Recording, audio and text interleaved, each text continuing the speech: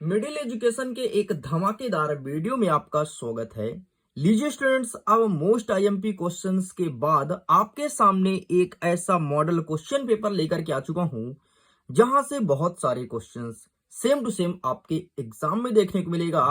चाहे set number A हो, B हो, सी, डी, ई, एफ, कोई भी सेट हो, सभी सेटों में बहुत सारे क्वेश्चन सेम टू सेम पूछ जाता है एंड कुछ क्वेश्चन डिफरेंट रहते हैं। अब सिंपल सा ये आपके सामने सेट नंबर ए लेकर के आया हूं।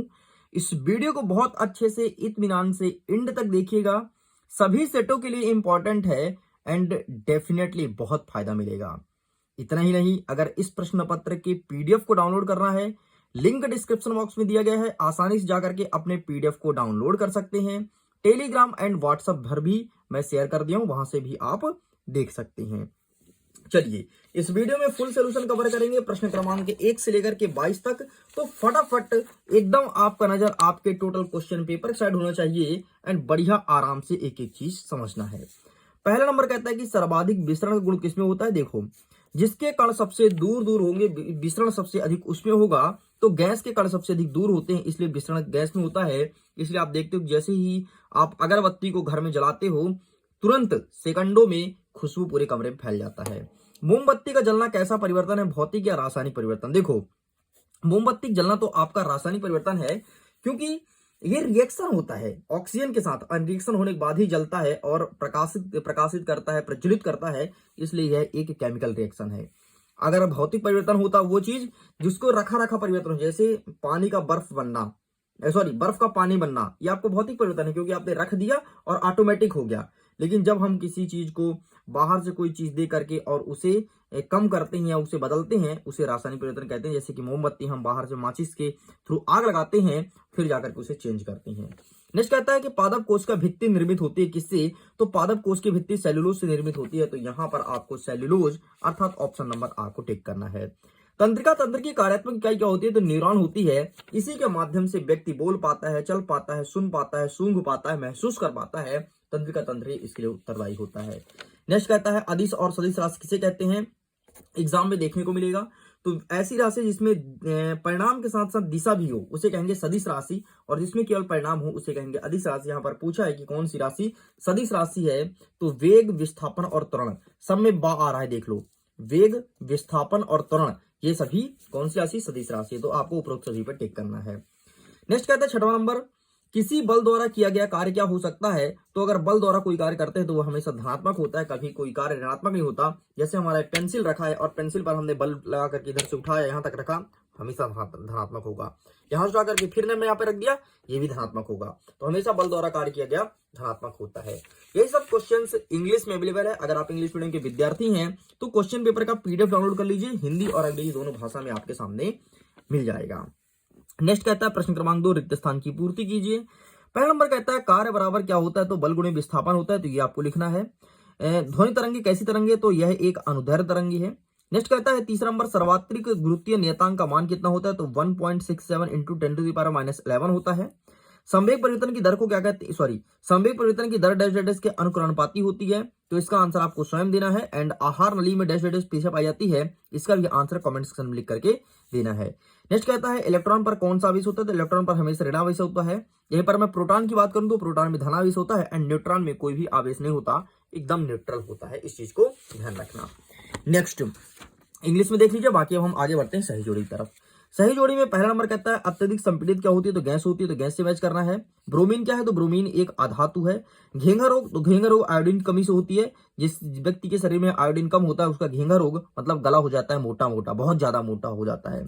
नेक्स्ट कहता है प्लास्टिड, तो प्लास्टिड का सही उत्तर लगाना है भोज्य पदार्थ। फ्लोएम क्या करता है। तो फ्लोएम प्रकाश संश्लेषण के करवाने में मदद करता है।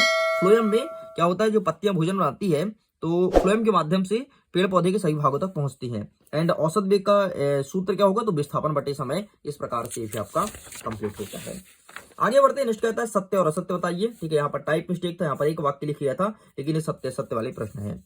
गैसीय अवस्था में कणों की गति अनियमित और अत्यधिक तीव्र होती है। हाँ जी, बिल्कुल सत्य है। गैसीय अवस्था में कणों की गति बहुत तीव्र होती है, इसलिए ये बहुत अधिक विसरण होता है। सबसे अधिक विसरण इसी में होता है। एंड इसके कण चंद सेकंडों में एक स्थान से दूसरे स्थान तक चले जाएंगे, आपको हवा भी नहीं लगेगा। नेक्स्ट कहता है मिश्रण में एक से अधिक पदार्थ निश्चित अनुपात में मिले होते हैं, बिल्कुल सत्य है जी। मिश्रण वही कहलाता है जिसमें एक से अधिक पदार्थ मिले होते हैं। एंड यौगिक में क्या होता है, अनिश्चित रूप से मिले होते हैं, मतलब यौगिक मतलब मिला दिया लेकिन कोई क्वांटिटी फिक्स नहीं है, ठीक है, उसे कहते हैं यौगिक। ध्यान रखना, मिश्रण और यौगिक में अंतर भी एग्जाम में पूछा जा सकता है। नेक्स्ट कहता है थॉमसन ने न्यूट्रॉन की खोज ना की थी, बिल्कुल बहुत सही, ना की थी बिल्कुल सही है। न्यूट्रॉन की खोज करने वाला जेम्स चैडविक था, यहाँ पर ना लिख गया है। आमतौर पर स्टूडेंट करते क्या, जल्दी से प्रश्न पढ़ते हैं थॉमसन ने न्यूट्रॉन की खोज की थी एंड तुरंत एकदम फाल्स लगाएंगे। नहीं बेटा, यहाँ पे ना लगा है, देखो मैंने इसलिए गोला कर दिया, ना लगा है, ध्यान से प्रश्न को जब भी पढ़ना तो ध्यान से पढ़ना। अगर नशे में हो तो भाई एक दिन थोड़ी कम पीना, ठीक है, ताकि नशे में ना रहो और बढ़िया प्रश्न को अच्छे से पढ़ो ताकि इत्मीनान से आंसर कर सको। प्रश्न बहुत घुमा घुमा करके पूछ रहा है इस बार एमपी बोर्ड। नेक्स्ट कहता है एकल झिल्ली वाला अंगक राइबोसोम होता है, बिल्कुल गलत है भाई, ऐसा कुछ नहीं है। नेक्स्ट कहता है अस्थि और उपस्थि एक प्रकार का ऊतक है, हाँ जी बिल्कुल सत्य है। अस्थि और उपस्थि में अंतर भी आपके इस चैप्टर में है लेकिन एग्जाम में नहीं पूछेगा। विस्थापन का गणितीय मान सदैव धनात्मक होता है, नहीं। विस्थापन जो होता है, देखो जो बल होता है वो हमेशा धनात्मक होता है और जो वेग होता है हमेशा धनात्मक होता है, लेकिन विस्थापन धनात्मक, ऋणात्मक, शून्य तीनों हो सकता है। विस्थापन का मतलब होता है जैसे देखो इस स्थान पर तुम्हारा घर है, यहाँ पर तुम्हारा विद्यालय है, तुमने यहां से यहां तक घर से विद्यालय गया, कोई दिक्कत नहीं भाई, तुमने पॉजिटिव कार्य किया, धनात्मक। लेकिन अगर तुम विद्यालय से पुनः घर आ रहे हो, चाहे कोई भी रूट से आओ, चाहे इधर से आओ चाहे इधर से आओ, तुम्हारा काम हो जाएगा ऋणात्मक, क्योंकि तुमने जिस पॉइंट से चलना प्रारंभ किया था उसी पॉइंट पर पुनः आ गए, तो मतलब तुम्हारा काम हो गया ऋणात्मक, मतलब तुमने कोई कार्य नहीं किया। विस्थापन इस डायरेक्शन पर कार्य करता है। मतलब विस्थापन का मतलब यह है कि एक बार जो चीज चला गया तो रिटर्न उसी स्थान पर नहीं आना चाहिए, अगर आ रहा है तो वो शून्य हो जाएगा। जैसे देखो ये कटर है, कटर को मैंने ऐसे खिसकाया, इधर गया धनात्मक हुआ, कटर को मैंने फिर से यहां से यहां खिसकाया, है ना, तो आपका विस्थापन हो गया शून्य, क्योंकि जिस स्थान पर था उसी स्थान पर रिटर्न एक कटर आ चुका है।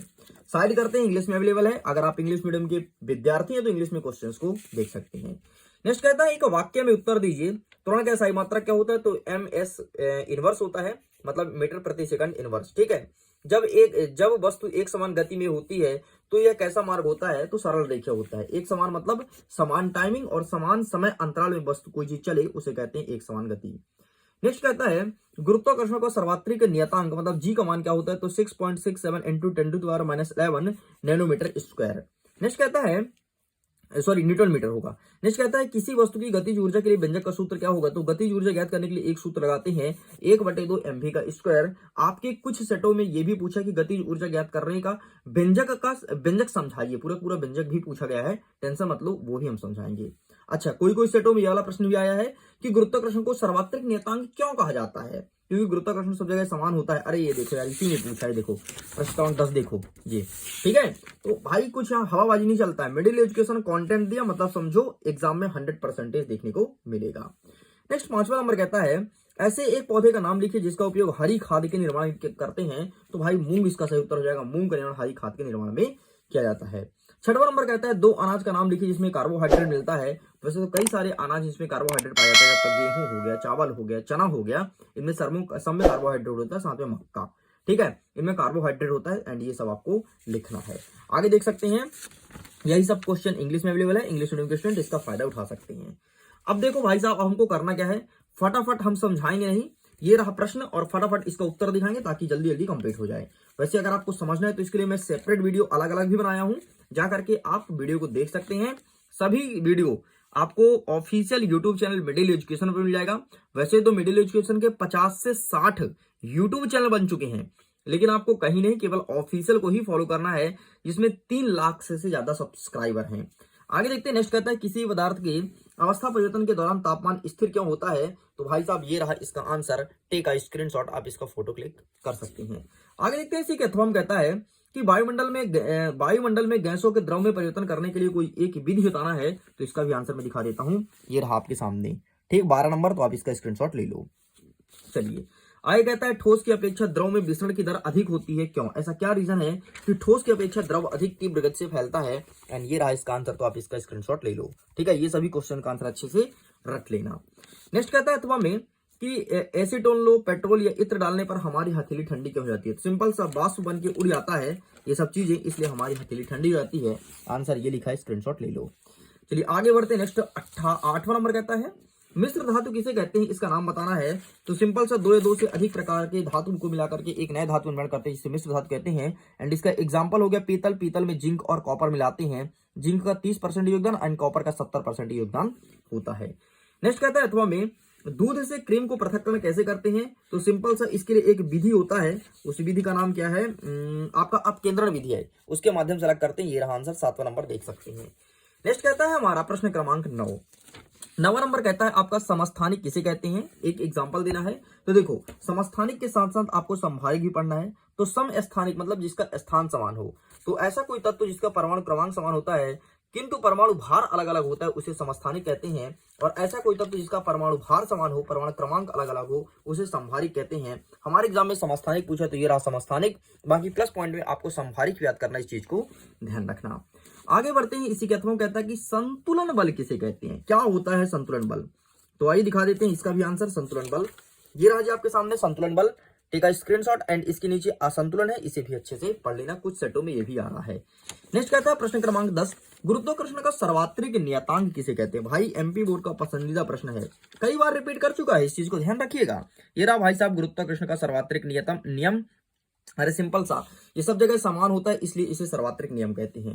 नेक्स्ट कहता है ऊर्जा संरक्षण का नियम क्या है। तो ऊर्जा संरक्षण और आपका द्रव्यमान संरक्षण दोनों का नियम लगभग सेम होता है। लगभग क्या, पूरा सेम है, बस नाम बस चेंज है। क्या कहता है ऊर्जा संरक्षण का नियम, ऊर्जा को ना तो उत्पन्न कर सकते ना तो नष्ट कर सकते, बल्कि एक रूप से दूसरे रूप में परिवर्तन कर सकते हैं, यही कहलाता है आपके ऊर्जा संरक्षण का नियम। बस इतना लिखना है। एंड आगे भी लिखा गया, देख सकते हैं। बस ये रहा पूरा डिटेल। लेकिन 2 नंबर में पूछा तो केवल आपको इतना लिख करके काम चलाना है, ये डेफिनेशन, ठीक है। एग्जाम्पल मत लिखना, केवल आपको यहां तक लिख के काम को कंप्लीट करना है। चलिए जी, कंप्लीट होता है। नेक्स्ट आगे बढ़ते हैं, ग्रहों की गति संबंधी केपलर का नियम क्या कहता है। वाह, केपलर महोदय ने क्या नियम निकाला है और ग्रह किस प्रकार से गति करेंगे इनको समझाया था। ये रहा आंसर, स्क्रीनशॉट ले लो। 2 नंबर का प्रश्न है, 2 पॉइंट आपको लिखना है, आपके यहाँ पर 3 पॉइंटों में आंसर लिखा गया है। नेक्स्ट इसी के अथवा कहता है कि गतिज ऊर्जा ज्ञात करने का सूत्र व्युत्पत्ति कीजिए, है ना। गतिज ऊर्जा किस प्रकार से ज्ञात करेंगे, इसका सूत्र निकालना है। एंड ये रहा जी आपके सामने आंसर, ठीक है। ये रहा, इसका स्क्रीनशॉट ले लो। एंड ये रहा, ये पूरा आपको लिख करके कंप्लीट करना है। गतिज ऊर्जा का आ जाएगा 1/2 mv², और ये आपके वस्तुनिष्ठ में भी पूछा जा चुका है। 12वां नंबर कहता है कि तंत्रिका तंत्र का नामांकित चित्र बनाइए। अब देखो भाई साहब, चाहे तंत्रिका तंत्र पूछे चाहे न्यूरॉन पूछे, चित्र तो आपको यही बनाना है, ये जो आपके सामने मैं दिखाया हूं, ठीक है। अच्छे से प्रिपेयर कर लेना। नेक्स्ट कहता है दूरी और विस्थापन में अंतर बताइए, ठीक है। दूरी और विस्थापन में अंतर, तो आइए इसको भी देख लेते हैं फटाफट। वैसे दूरी और विस्थापन में अंतर मैं चाहता हूं आप स्वयं इसका आंसर हमें बताएं। वैसे मुझे पता है, तुम बहुत अच्छे से पढ़ लियोगे, तो प्लीज स्टूडेंट्स इसका आंसर स्वयं अटेंड कीजिएगा। कुछ क्वेश्चंस तो अपने से भी कीजिए, है ना। मिडिल एजुकेशन कितना कुछ करे, कुछ आप अपने से ट्राई कीजिए, डेफिनेटली बहुत मजा आएगा। मेरे साथ हमेशा पढ़ते रहो, ऐसे ही पढ़ाते रहेंगे, बहुत मजा आने वाला है। एग्जाम में सबसे अच्छा स्कोर गेन करोगे। अच्छा, यहाँ पर एक मोबाइल नंबर देख रहे हो, ये मेरा मोबाइल नंबर है, किसी और का मत समझना कि किसी और का मोबाइल नंबर लिखा, जल्दी से लिख लेते हैं, फिर मैसेज करेंगे हाय हेलो हेलो हेलो, है ना। तो ये मेरा ही है, मैसेज करोगे तो मैं ही देखूंगा, इसलिए थोड़ी भाई सोच समझ के मैसेज करना, लड़के लोग खासतौर में ध्यान रखना। नेक्स्ट कहता है 13वां नंबर कि तापमान को सेल्सियस में कन्वर्ट करो। तो भाई साहब ये रहा 373 में सिंपल से 273 घटा दो, आएगा 100 डिग्री सेल्सियस। एंड 573 में से 273 घटा दो, आएगा 300 डिग्री सेल्सियस। बस इतना आपको लिखना है, ये रहा आपका आंसर। आगे देखते हैं, अथवा कहता है कि धातु और अधातु में अंतर बताइए। क्या होता है धातु, क्या होता है अधातु। तो आइए इसके अंतर फटाफट देख लेते हैं। ये रहा भाई साहब धातु और ये रहा अधातु, ठीक है। स्क्रीनशॉट एंड अच्छे से प्रिपेयर कर लो, बहुत सरल है यार धातु धातु के अंतर। अगर तुम सेपरेट वीडियो मेरा देखे होगे, डेफिनेटली तुमको याद हो गया होगा। नेक्स्ट हमारा 14 नंबर कहता है भौतिक और रासायनिक परिवर्तन के हमें 2 गुण बताना है। गुण क्या क्या होते हैं, मतलब प्रॉपर्टीज, ठीक है। जैसे तुम्हारे गुण होते हैं बड़े अच्छे अच्छे, ऐसे ये रहा भौतिक परिवर्तन और रासायनिक परिवर्तन गुण। 6वें नंबर का स्क्रीनशॉट आप लिख सकते हैं। आगे बढ़ते हैं, नेक्स्ट कहता है अथवा में कोलाइडे विलयन के 2 गुण बताना है। क्या होता है कोलाइडे विलयन, क्या कहता है कोलाइडे विलयन। तो ये रहा भाई साहब आपके सामने कोलाइडे विलयन, 9वां नंबर, आप स्क्रीनशॉट इसका ले लो। आगे बढ़ते हैं, नेक्स्ट कहता है हमारा प्रश्न क्रमांक 15 कि संयोजकता किसे कहते हैं। मैग्नीशियम और एल्यूमिनियम की संयोजकता दर्शाइए। देखो संयोजकता मतलब होता है संयोग करना, आपस में मिलना, बस सिंपल सा। अब मैग्नीशियम और एल्यूमिनियम मिल गया तो इसे बन गया संयोजकता। आंसर मैं दिखा देता हूं, आंसर कैसे लिखेंगे। ये रहा आपके सामने आंसर, 3रा नंबर, आप इसका फोटो क्लिक कर लीजिए, ठीक है जी। चलिए आगे बढ़ते हैं, इसी का कहता है कि रदरफोर्ड का नाभिकीय मॉडल क्या कहता है। भाई साहब रदरफोर्ड, बोर, थॉमस, ये बहुत ज्यादा इंपॉर्टेंट है। तो ये रहा भाई साहब आपके सामने रदरफोर्ड का नाभिकीय मॉडल, अच्छे से देख लेना। एंड इनकी कमियां भी देख लेना, है ना। ये क्या क्या कमियां छोड़ गए थे, ये चीज आपके एग्जाम में देखने को मिलेगा। 16 नंबर कहता है कि उत्तक किसे कहते हैं, what is this tissues, English में उत्तक को टिश्यूज कहते हैं एंड इसके बारे में प्रश्न पूछा गया है। तो ये रहा आपके सामने, स्क्रीनशॉट ले लो उत्तर का। आगे बढ़ते हैं, अथवा कहता है कि जंतु और पादप कोशिका में अंतर बताइए। तो ये रहा जंतु और पादप कोशिका में अंतर, तो आप इसका ही फोटो खींच सकते हैं। नेक्स्ट कहता है पादप कोशिका का नामांकित चित्र बनाओ। देखो यार, यहाँ पर लिखा था माइटोकॉन्ड्रिया, माइटोकॉन्ड्रिया, पादप कोशिका और आपका साइट्रोसोम, ये तीनों सेम होता है, चित्र इनका तीनों का सेम है, ठीक है। इसलिए आपको ये चीज अच्छे से प्रिपेयर करना है, कौन सा, पादप कोशिका का चित्र। तो आइए इसका आंसर फटाक से दिखा देते हैं हम, ताकि आप इसका फोटो खींच लीजिए। 1 सेकंड, ये रहा आपके सामने पादप कोशिका का चित्र। देखो पादप कोशिका आपका क्लोरोप्लास्ट, सॉरी मैं कुछ और बोल दिया था ना, क्षमा करना, और देखो माइटोकॉन्ड्रिया, तीनों सेम है। तो आपको एक चित्र को प्रिपेयर करो, तीनों में आपको बना करके आना है। नेक्स्ट कहता है समसूत्री और अर्धसूत्री विभाजन में अंतर बताइए। तो ये रहा भाई साहब, इसमें अंतर, 3 अंतर लिखा गया, 3 नंबर का प्रश्न है, देख सकते हो, ठीक है। तो 3 अंतर ही आपको लिख करके आना है। नेक्स्ट कहता है जंतु कोशिका और पादप कोशिका में अंतर बताइए। तो जंतु और पादप में अंतर दिखा देता हूं, ये रहा आपके सामने जंतु और पादप में अंतर, तो आप इसका फोटो खींच लो, ठीक है। नेक्स्ट आपको क्या कहता है कि जंतु कोशिका का नामांकित चित्र है। तो ये रहा जंतु कोशिका का नामांकित चित्र। मैं फिर से यही बोलूंगा, पादप कोशिका और जंतु कोशिका में चित्र अच्छे से प्रिपेयर कर लेना, एग्जाम में 100% मार्किंग होने वाली है।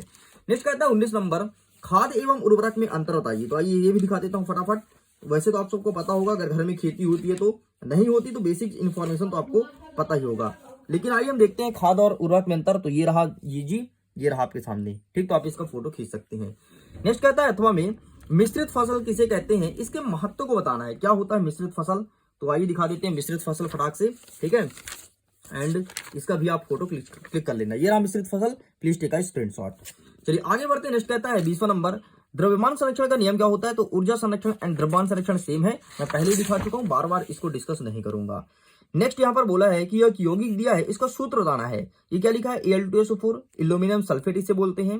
CaCl2 मतलब कैल्शियम क्लोराइड बोलते हैं।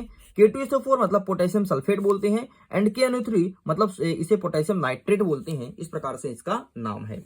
आगे देखते हैं 21 नंबर क्या कहता है, गति में परिवर्तन के दर को कैसे ज्ञात किया जा सकता है, इन्हें क्या कहते हैं, इसका मात्रक हमें बताना है। तो फटाक से आइए इसका भी आंसर देख लेते हैं। तो ये रहा जी आपके सामने answer, please take a screenshot, ठीक है। ये रहा, इसका फोटो क्लिक कर लो। आगे बढ़ते हैं। अथवा कहता है कि एक बस की गति 5 सेकंड में 80 किलोमीटर प्रति घंटे से घट करके 60 किलोमीटर प्रति घंटा हो जाती है, इसका त्वरण ज्ञात करना है। ये रहा आपके सामने, ठीक है। ये आपको लिखना है, तो आप इसका फोटो क्लिक कर लीजिए। आगे बढ़ते हैं। अंतिम प्रश्न, प्रश्न क्रमांक 22वां नंबर कहता है कि पराध्वनि का उपयोग, मतलब उपयोग या अनुप्रयोग बताइए। दोनों सेम चीज है, ठीक है, कोई अलग नहीं है। एंड इसी के अथवा में पूछा है कि संपीड़न और बिडलन किसे कहते हैं। तो ये रहा भाई साहब आपके सामने पराध्वनि, आप इस सॉरी प्रतिध्वनि, ये रहा पराध्वनि।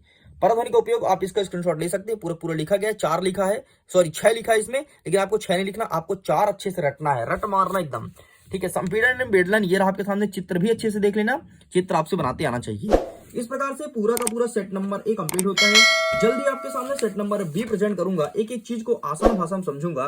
सो प्लीज सेट नंबर B का वेट कीजिएगा, मिडिल एजुकेशन के ऑफिशियल यूट्यूब चैनल पर अपलोड होने वाला है। एंड PDF ऑलरेडी डल चुका है, PDF को डाउनलोड कर सकते हैं, लिंक डिस्क्रिप्शन बॉक्स में दिया गया है।